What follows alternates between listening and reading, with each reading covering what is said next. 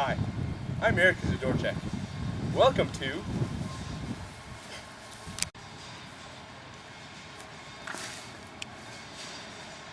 evolution, currently one of the hugely debatable topics in science.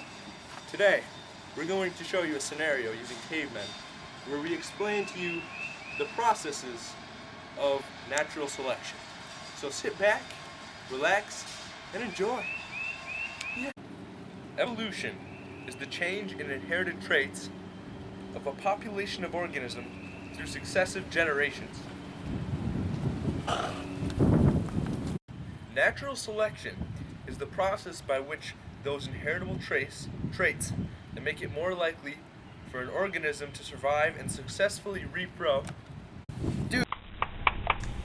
These are the ancient humans, the Neanderthals. They are very primitive and are early in evolution, and they are our ancestors.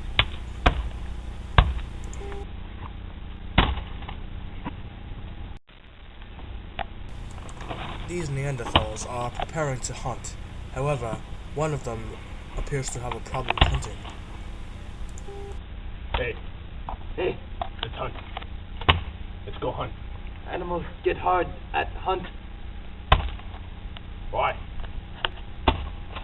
They adapt. Adapt. Adapt. Adapt. Let's hunt. Kill horse. The Neanderthals have spotted the horse. Then they move out preparing to hunt. They gather their tools and prepare to attack the animal.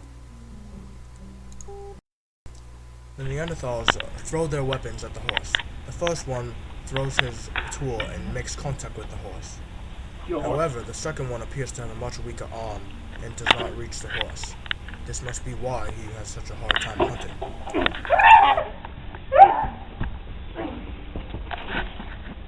The first one makes contact with the prey and knocks it out.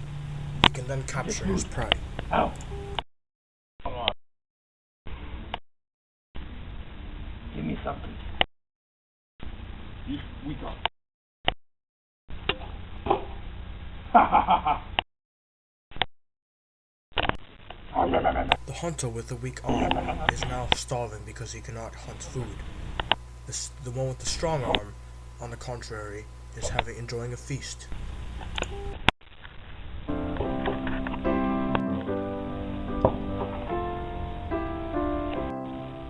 When I find myself in times of trouble. The hunter with the weak arm will eventually die out because it will starve to death and it cannot get any food.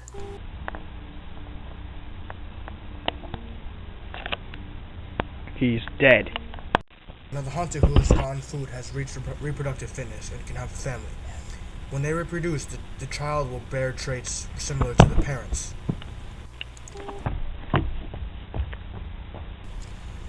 Here the parent is teaching his two offspring how to hunt. The weak arm and strong arm variations still exist now, because there are hidden traits in both. Arm. Go. Arm. Go. No. The first offspring has a weak arm and cannot throw very far. However, the second one inherited traits similar to his parents, the strong arm. You can predict that the first thrower has a weak arm and will die while the other one survives. Good boy.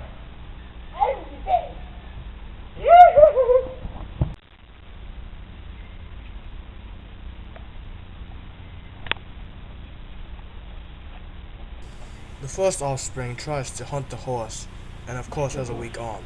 However, the horse seems to have changed over generations as well. He has adapted over a long period of time, meaning millions of years, and can now fight back. The horse's survival is pressured, so the horse learned to adapt and know how to fight back to the hunters. The hunters who don't know how to fight well enough and have a weak arm will eventually die out, while the ones who can fight will survive due to natural selection. It's a hit.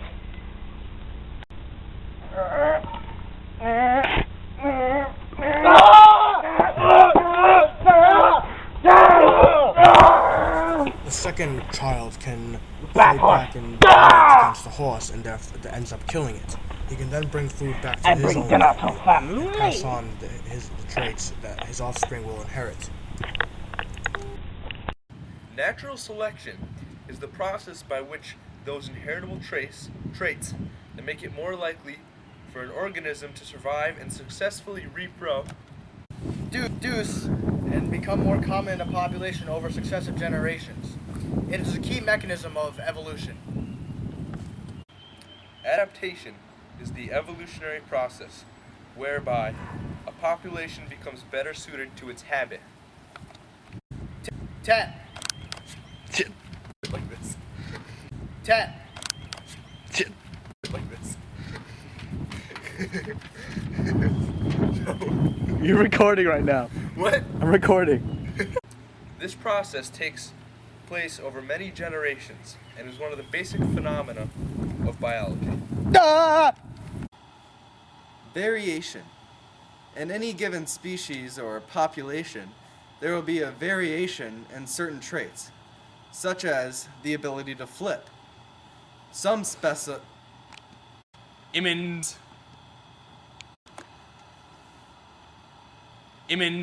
will be able to flip easily, while other specimens will be able to flip at all.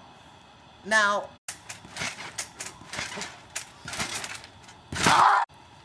a papa that can flip, on average, will give his traits to his son, and now this ability to flip is inheritable, meaning that on average, a dad will give his ability to flip to his children. Most of his children will be able to flip, at least more on average than the papa who can't flip, and give it to his children.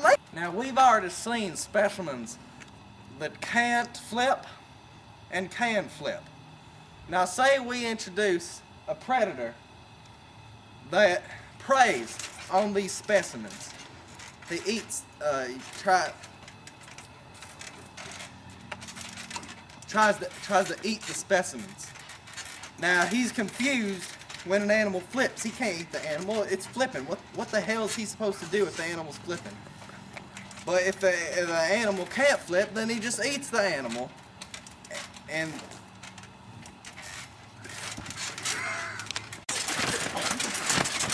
Now this specimen can't flip. The flip intimidates the predator, and the predator lays off to find another prey. Whoa! Whoa! Whoa! Whoa! Whoa! So as you can see here, the specimen is not able to complete the flip. And so the predator decides to feast on his flesh and devour him.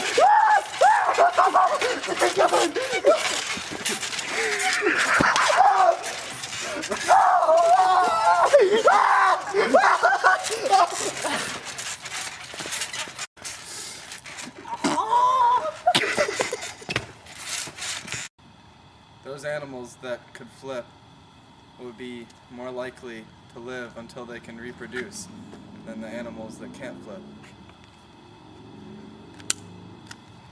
So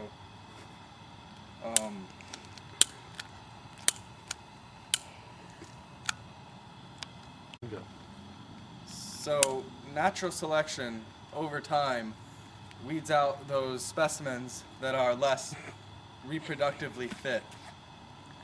And over time, a very, very, very long period of time, there will be more organisms that... As you can see, the specimens have adapted to their environment, and the predator is no longer effective in attacking them.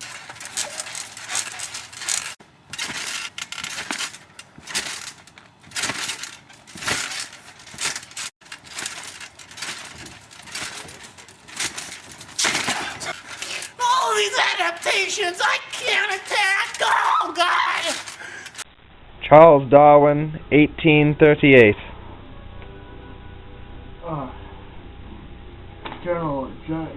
Journal remarks, published HMS Beagle, Lost Voyage, September 27th, 1831, and came back October 2, 1838. second expedition.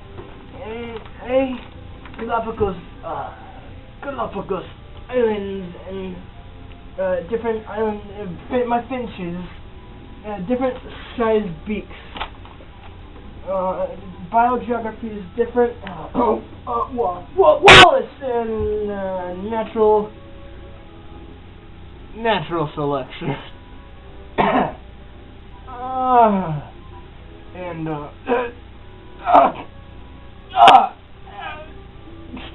excuse me. Well, natural selection, Galapagos, each species different, and evolution.